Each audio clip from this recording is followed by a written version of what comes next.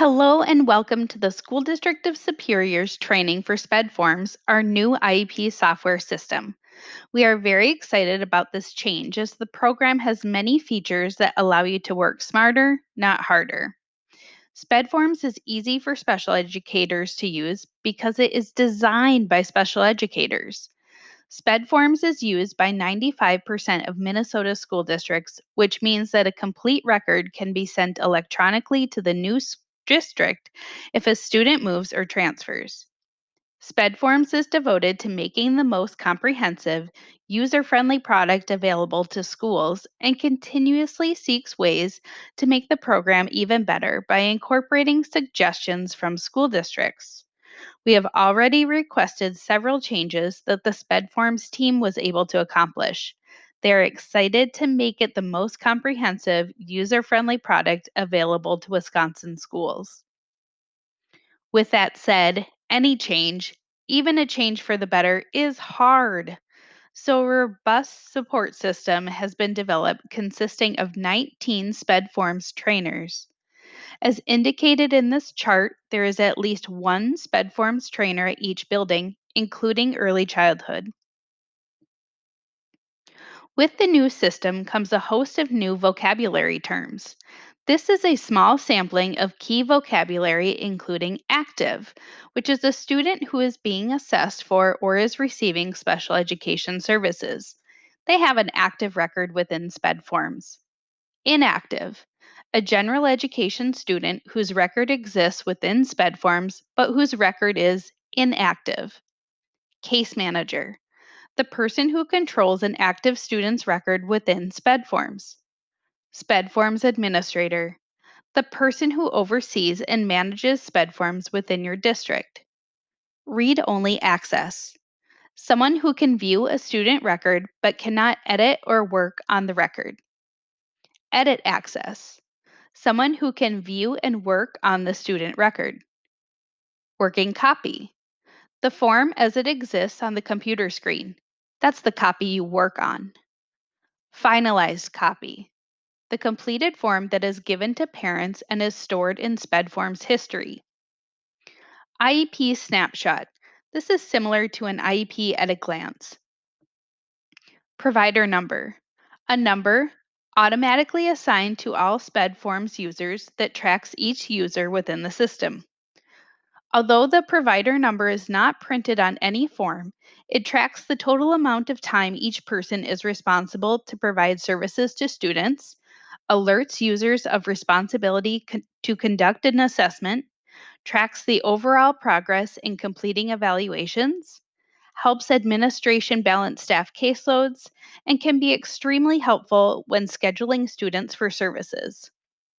A link to the complete SpEd Forms Vocabulary Index document is included at the top of this slide. SpEd Forms requires access to the internet and works on Chrome, Firefox, Explorer, Safari, and Microsoft Edge browsers. However, it works the best with Chrome.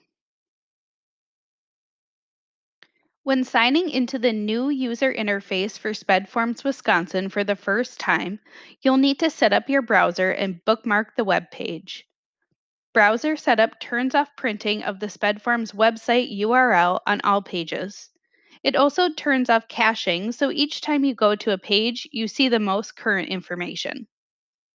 Bookmarking the page will make logging in quicker.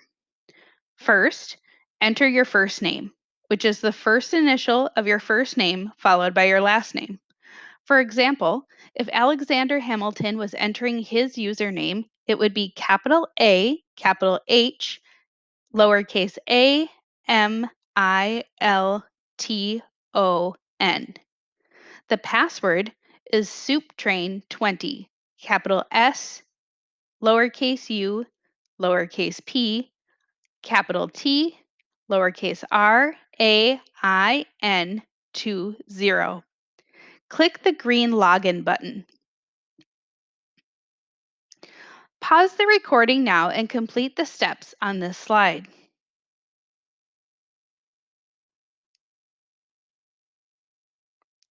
New users need to complete the educator setup. This is where you customize SpEd forms for your individual use.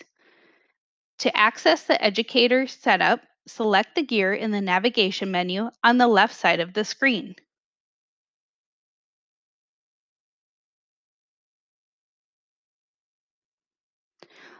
Once you open Educator Setup, you'll notice that the red text beneath the menu displays your level of permissions within SpEd forms. Most of you will be a SpEd teacher. Open the Profile option to personalize your information. Make sure your email address is correct. If you forget your password, a link to reset it will be sent to this email address. The Forgot your Password feature will not work if your email address is not entered or is incorrect. Enter your school phone number, including extension and school mailing address. This information will be displayed as your contact information on forms you send to parents. Your work phone number should be the phone where you get your messages. Your work address should be the address a parent would use to return a document to you. Make sure your title is correct. We encourage all special education teachers to use the same title, something like special education teacher. If you use a specific disability area as part of your title, like SLD teacher, EBD teacher, etc., some parents will react negatively if that disability area is different than their child's disability. For example, a parent might object to an EBD teacher being a member of an evaluation team for their child who has a learning disability or autism. The exception to this are teachers who are very specialized, such as deaf and hard of hearing teachers, speech language pathologists, physical therapists, occupational therapists, or school psychologists. You will also need to change your password. Instructions and requirements for this are included on the next slide. Next, do not change the print font size setting. Increasing or decreasing print size can create problems when printing forms. It is particularly an issue with forms that include tables. Next, select Show Save Warning. There is no autosave as it slows down the program because there's too much data being used. Hide provider names should only be used if you do not provide IEP services to students. In this case, an administrator, secretary. This does not apply to most of you going through this training today. The 2020 user interface version has been pre-selected for everyone. Please double check that your version is set for the year 2020. Please ask your building trainer for assistance if this is not the case. The text box next to location and agency should not be completed. This is for providers who have access to SpEd forms but are not district employees, such as CISA staff. When finished, remember to save. Pause the recording and complete your profile. Do not navigate away from the profile because you will receive instructions and requirements for changing your password in the next section.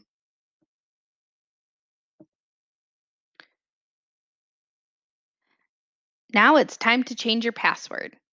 Password must be at least 8 characters long and cannot contain your username, district ID, school ID, district name, or your first or last names. However, you must use a combination of letters and numbers.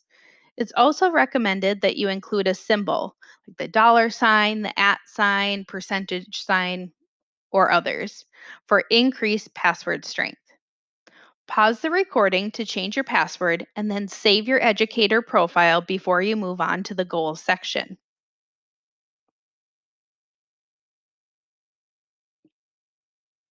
Now let's take a look at section 2, goals.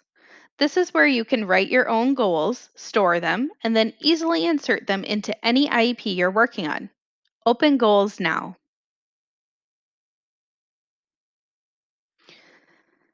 Now let's add a customized goal to your goal bank. Start by selecting a category that's appropriate for your goal. You're also able to include subcategories. This goal is for reading fluency.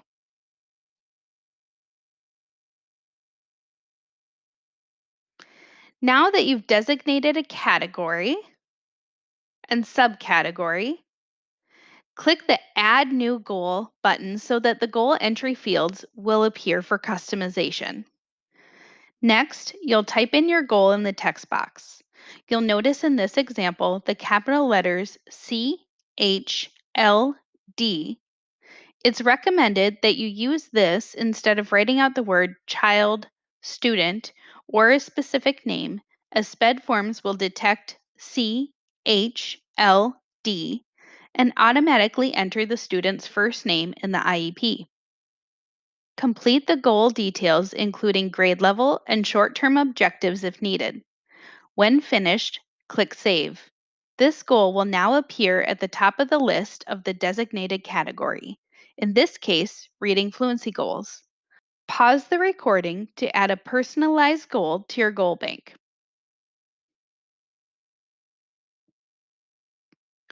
Section 4, Team Member List, is our next section to set up. The team member list allows you to enter team members into various forms without having to retype names repeatedly. SpEd staff names that would typically be included in IEP paperwork have been uploaded to the global team directory in SpEd forms for you to choose from. If you need to add staff contacts to the global directory, please contact Jill Bird or Beth Fetchel Cotter. Open the team member list to get started. Please note that although school counselors, deans, and principals have not yet been added to the global directory, they will be added at a later date.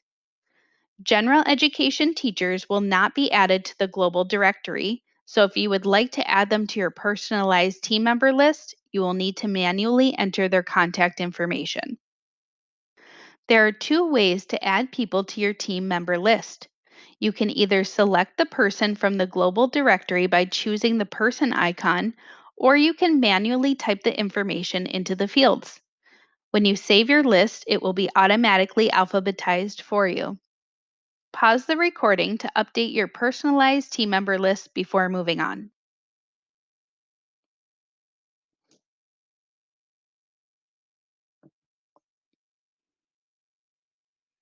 Similar to the team member list, you can quickly enter test names and descriptions into your IEP forms with the information from Section 5, the Commonly Used Materials and Procedures Data Bank.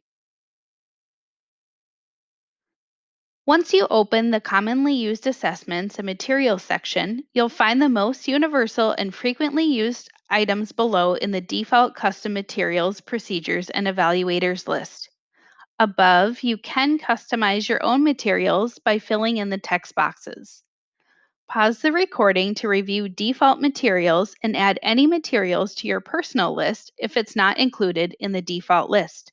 Now that you have completed your educator setup, it's important to note several navigation tips. The first tip is regarding which navigation commands or buttons to use. When navigating within the program, it is extremely important to only use the SpEd Forms navigation buttons. If you use your Chrome browser's navigation buttons or other chosen browser's navigation buttons, you could lose all of your work and be involuntarily logged out. The green Switch Students button eliminates having to navigate through multiple screens to work on the forms of a different student. It's a shortcut that will take you from the page you're working on with one student to that same page but for a different student. This will be especially helpful during progress report time as you will be able to quickly navigate between students to complete their I-6 interim review of IEP goals using the Switch Students button.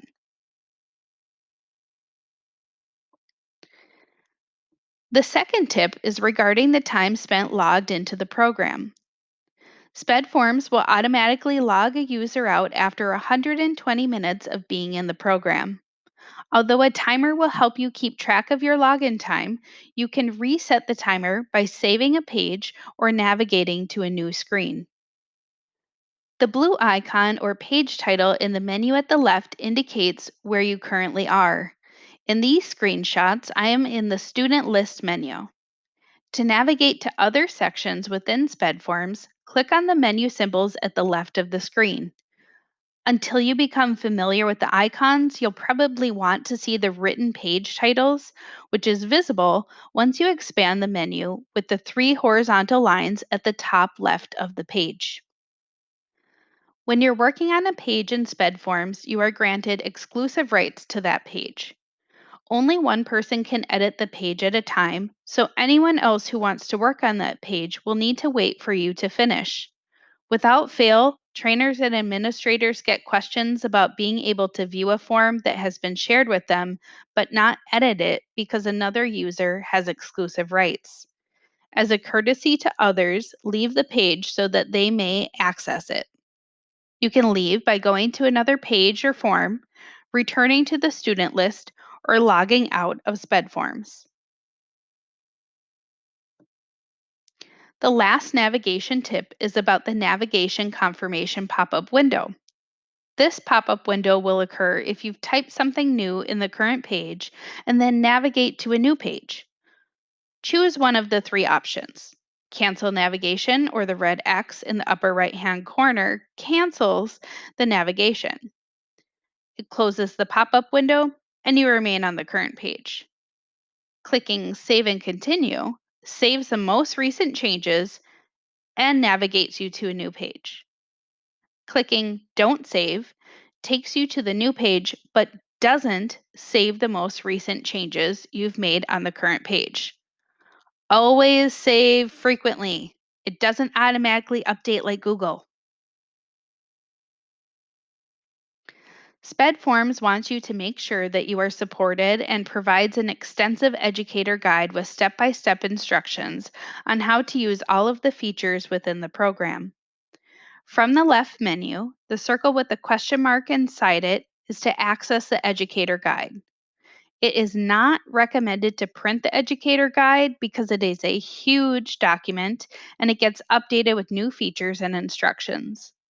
Within the guide, there is a search bar for you to find exactly what you're looking for. It is recommended that you refer to the educator guide before asking your SpEd Forms trainer, as you will likely find the answer here. Access to the educator guide and detailed video demonstrations can be found embedded throughout SpEd Forms. Clicking on the post-it note with a question mark in it will take you to that specific section of the educator guide. You can also watch YouTube demonstrations by clicking the YouTube icon if available. Time for a break before we move into learning about how to manage your student list, working with the form menus, and writing evaluations and IEPs. Please pause the recording for a 5 to 10-minute break.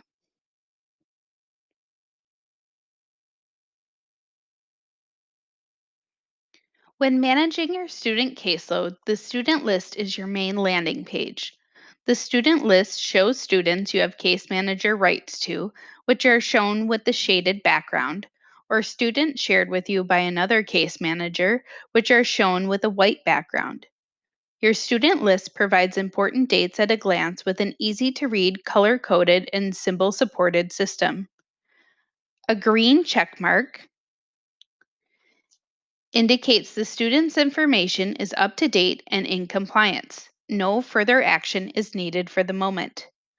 An orange triangle, similar to a caution sign, means that something is due within 90 days. In the example on the screen, you can see that Daffy Duck's evaluation is due within 90 days, as this date is in orange and has the orange triangle.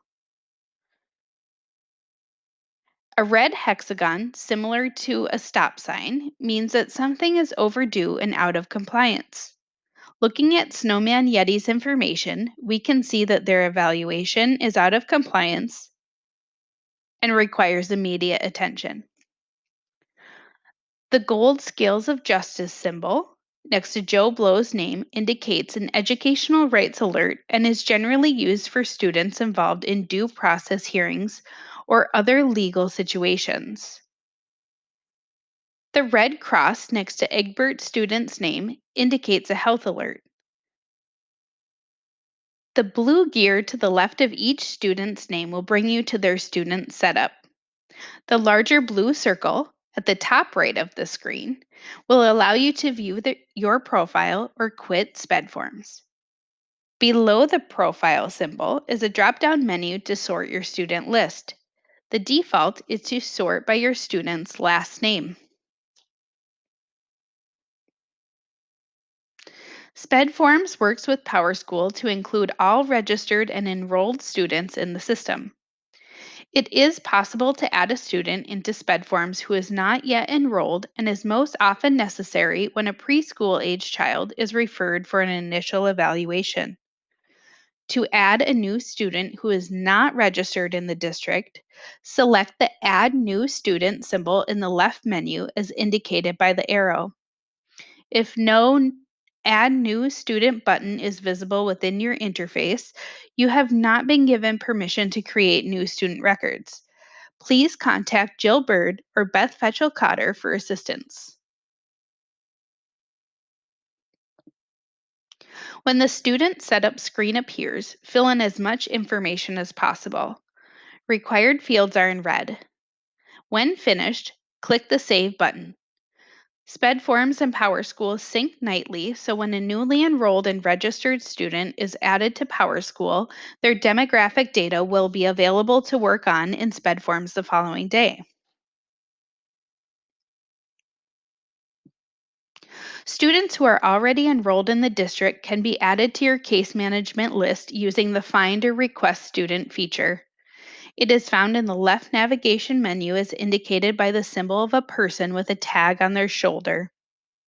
Find student means that the student has not been assigned to a case manager and you will pick up that student to be on your case management list. Request student is when the student has SpEd forms in another district, but you need to take over as the case manager. Due to privacy laws, you cannot use SpEd forms to initiate the request, so you must contact the case manager at the student's previous district. That case manager will then transfer case management access to you through SpEd forms system and can be found in the student list with inactive students visible. Typically, case management is assigned by administration, but you will be given time to work on creating your case management list in a moment. Please don't pick up students until you've received complete instructions. When the Find or Request Student window opens, enter the first, last, or first and last names of the desired student.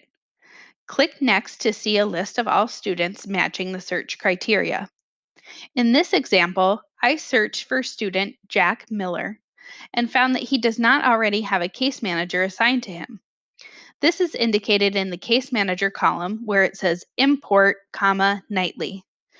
To assign myself as case manager, I would then select the pickup button in the last column. Following this selection, I will automatically return to the student list where Jack Miller will be shown with a shaded background.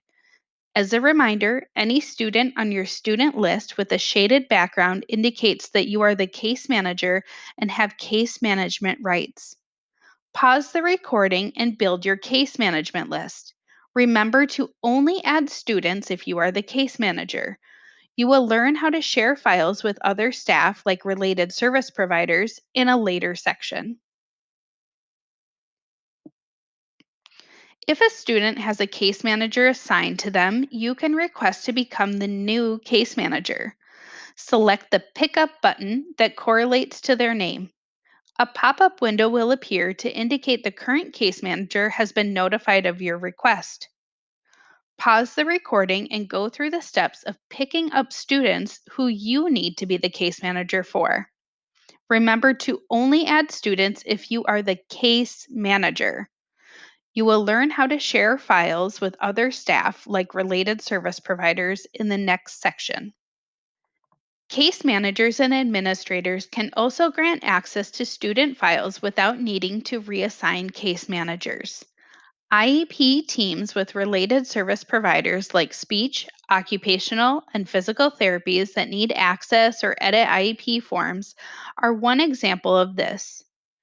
In order to share files, first click on the name of the student. When the Forms menu opens, select Sharing or Transfer from the left navigation menu. When the sharing window opens, click on the Select Staff Category or Location drop-down menu to choose how you will search for the staff member you'll share files with. You can choose to view all staff or select a category to narrow your search. When the list of users opens, select the person or persons you want to give access to by selecting the Share button next to their name. It is extremely important to note that when a user is first given access to a student record through sharing, they automatically have read only access. As the case manager, you have one extra step to take so that staff members can edit student files. To give the staff access, make sure that you check the Edit checkbox next to their name after you share the file with them. School psychologists and related service providers can't access or edit a student's documents if the case manager has not given them access to the student and the ability to edit. Pause the recording and share student files from your case management list with the necessary IEP team members. One last feature when it comes to managing students is that case managers can transfer a student to a new case manager. Before you transfer the student to a new case manager, ensure that you have finalized all IEP and evaluation forms. We will go over how to finalize forms in a later section. Transferring a student to a new case manager uses the same beginning steps as sharing files. First, you will select the student's name from your student list. Then navigate to the Sharing or Transfer option in the left navigation menu. Once on the sharing page, you will see a white text box towards the bottom of the blue box that says, Send this student to a new case manager.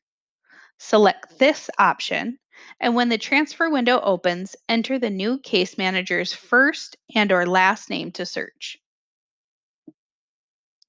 Similar to the search function when sharing files, all users with the name you entered will appear on the screen.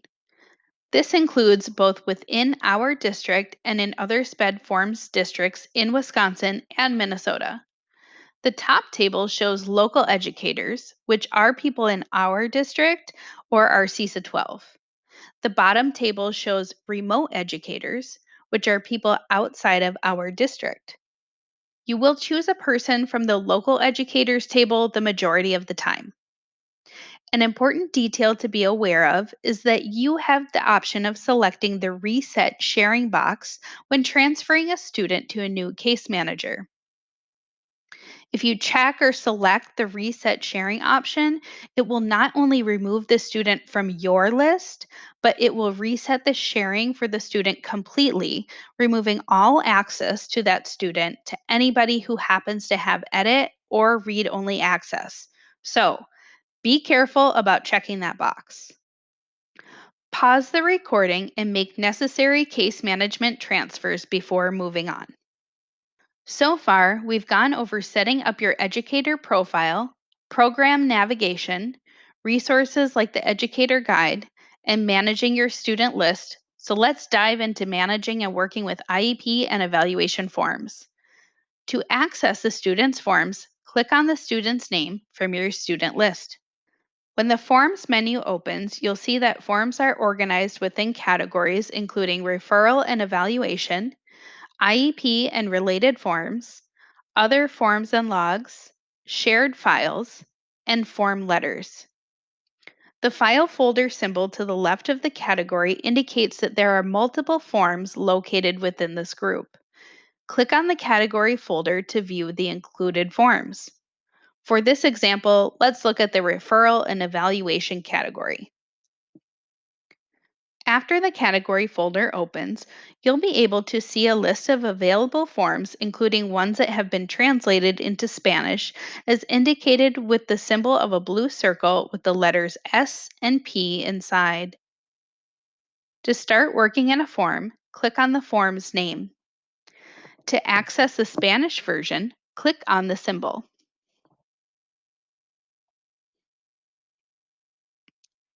This screen shows a summary of the forms included in the referral and evaluation folder. Next, we will go over the RE5 reevaluation notice and consent regarding need to conduct additional assessments. As mentioned earlier, SpEd Forms has an extensive data bank of commonly used educational tests that can be copied into your forms. While in the RE5, select the Edit Materials and Procedures button to open the pop-up window. You will select either Select from my Custom Materials and Procedures button or the Add New Blank button. In this example, I'm the first person to add my assessment information, so I will click on the Select from my Custom Materials and Procedures button. Once the Available Materials and Procedures window opens, I will find the assessment and click Select Template to add it to the form. Now that the assessment name and description have been added, I need to select a user from the drop-down menu indicated by the pink arrow. If you need to add more assessments, select Save and then Add New Blank. If you are done, select Save and Close.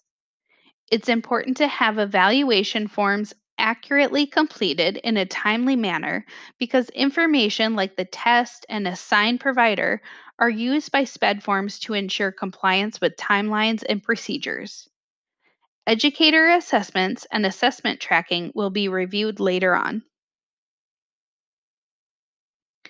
When completing an initial or reevaluation, the actual evaluation report, what we typically call the ER1, contains most of the information presented at the IEP team meeting.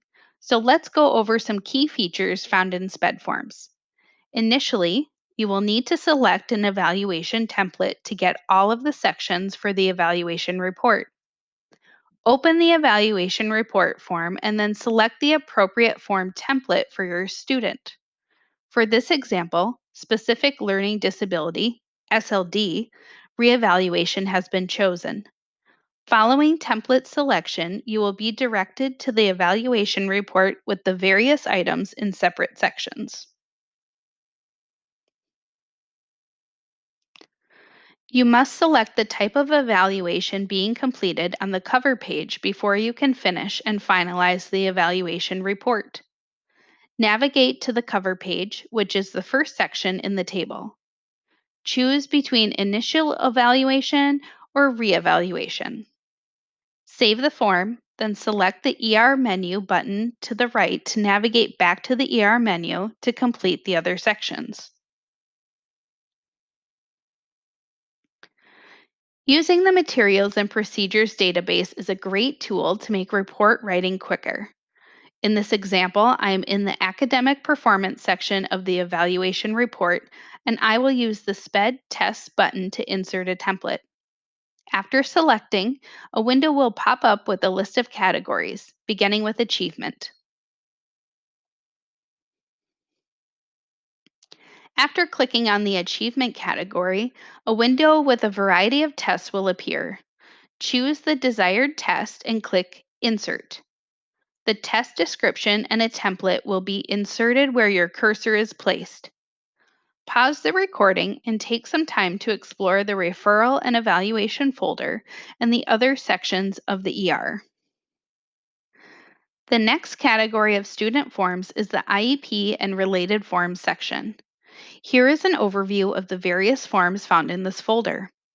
For annual IEP documentation, you would typically use the Notice of Meeting of the IEP team, the Individualized Education Program folder and subforms, the Determination and Notice of Placement, and the Consent to Bill Wisconsin Medicaid for health-related special education and related services. Let's review the organization of the Individualized Education Program folder now. Special education staff that is familiar with Wisconsin IEP documents or our previous software system will be happy to know that the IEP sections are organized as recommended by the Wisconsin Department of Public Instruction. Staff that is familiar with our previous software system will be very happy to hear that working in the IEP requires much less scrolling as it is broken up into smaller sections. In the example here, I am working in the I-4 to describe information about the student and their present levels of performance. The instructions for each text box are minimized but can be expanded for your review. When I'm done with this section, I use the orange navigation button labeled Next Page to go to the next section of the I-4, which includes special factors and parent concerns. At the top of most form pages are a series of buttons with various commands to use within that form. First up is the spell check command, which will spell check the text box in which your cursor is located. The next button will allow you to insert a page break. This is especially useful to prevent a table or chart from being split between two pages when printed. The next button allows you to save the current page. Selecting the center button will bring you to the Forms menu. The next button, labeled Students, will bring you to the student list. To the right is the Print Preview command. Lastly, the button with the symbol of a printer is for printing the current form. As a reminder, do not change the font or the font size from what is preset in SpEd forms, as it will cause formatting problems when printing. You can change font style like bold, italics, underline. Also, do not change the font color as this is a legal document and should remain in black ink. When working in a word processing text box, you can enlarge the box by selecting the double diagonal lines and dragging the box downward. When printed, text boxes automatically expand so that everything you've entered prints. There are some places where you must select from a drop-down menu. Two such examples are educational environments and disability categories. It should be noted that if you select a response from a drop-down menu, most allow you to edit the wording. Form completion instructions are sometimes shown in black, green, or red typeface. These are instructions to the person completing the form that exist only on the working or screen version of the form. This text is not required to be on the form given to parents. They won't appear when the form is finalized and printed, which makes the final printed version much shorter in length. Some forms display text in blue typeface. These trigger a pop-up window containing additional information. For example, clicking Parent or Guardian triggers a message regarding who has parental rights to sign consents for special education. Finalizing is the second step in the process of saving your documents. It's like taking a picture of the form and storing it in an electronic filing cabinet. After finalization, changes made on the working or screen copy of the form do not alter the finalized copy stored in history. A form with the same date cannot be refinalized unless the prior copy is deleted from history. Some forms allow you to finalize a proposal or draft. SpEd Forms recommends that you utilize this option for notice forms, consent forms, and the IEP. For example, once you've received parental consent or approval, then go back and finalize the forms by choosing Final. Saving a proposal or draft copy documents that the district made an offer within the specified time limits, and should a due process dispute arise, may document a district's good faith effort to provide an appropriate program of services to the child. Always save before finalizing. If you finalize without saving, any changes you made to the document will not appear in the finalized document. Pause the recording to spend some time exploring the IEP and related forms section. Now that you've had some time to look at and work with the IEP forms, hopefully you've discovered how easy and intuitive they are. Even so, there are times when the IEP must be amended, but this is pretty simple in SpEd forms. From the IEP Forms menu, check the box next to Amended. This is directly under the student's name as shown in the first image. Go to the I3 Team Meeting Cover page and add the amendment date and any other necessary information before saving. Then make the necessary changes in the IEP and save. For example, you may need to change the frequency of services from 1 time a week to 2 times a week, so you would go to Section B of the program summary and then save. The next step is to return to the IEP menu and click the orange Validate button. As long as all the information is correct and you don't think there are any errors, select Finalize, and the amended copy will be added to the student's history. It's recommended that you make a note in the comment text box within the Finalize window to note this copy is an amendment and the date it was created. This will make it easier to find when searching through the student's history. The next category of forms is a bit of a miscellaneous folder. However, one form we want to point out is the communication log. Now more than ever, we know that documenting our parent contacts is very important. When you open the communication log for a student, you will see the option to run a search with a customized date range.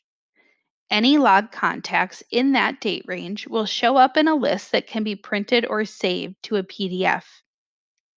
To create a new entry into the communication log, click the New Entry button under Search. The communication log entry form will open and you enter information in all fields. It is very handy to have a new parent communication log entry opened when you contact the student's family because it will automatically record the date and time for you. However, these can be adjusted if you are documenting at a later time. A student's history is where finalized IEP documents are stored. You can also upload and save other important documents in the student's history.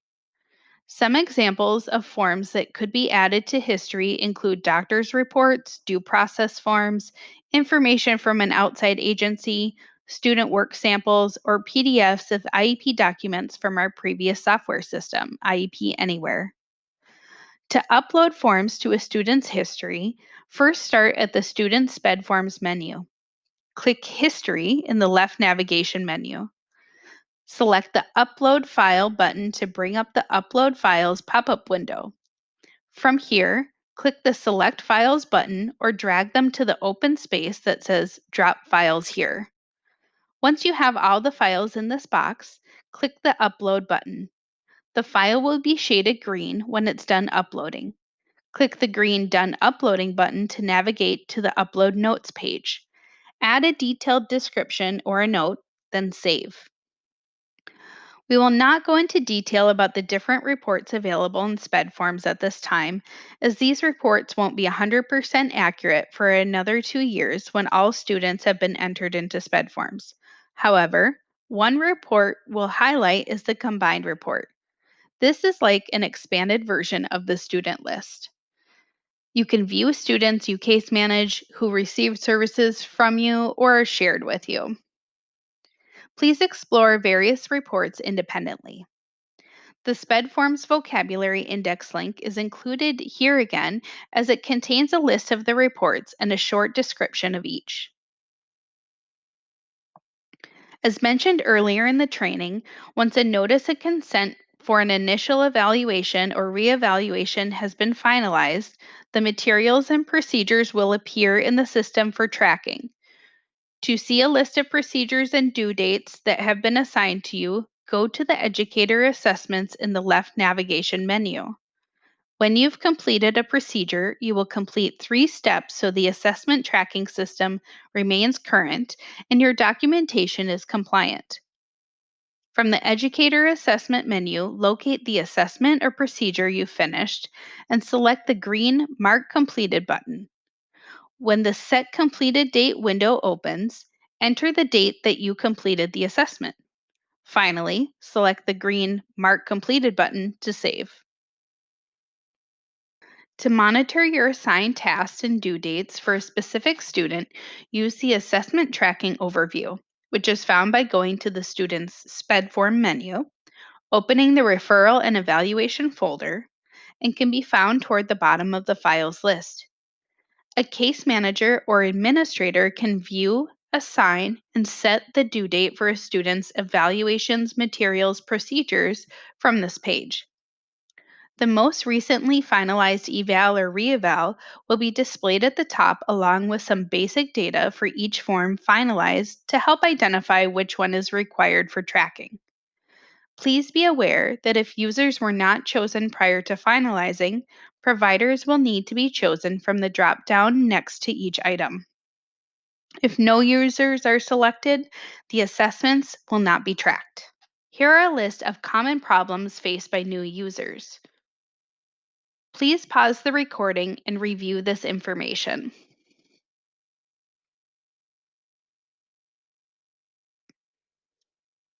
You've made it to the end of the training. Woohoo! Give yourself a round of applause, a pat on the back, and a whole lot of grace. You've got this. And if you don't got this, get in touch with the SpEd Forms trainer at your building.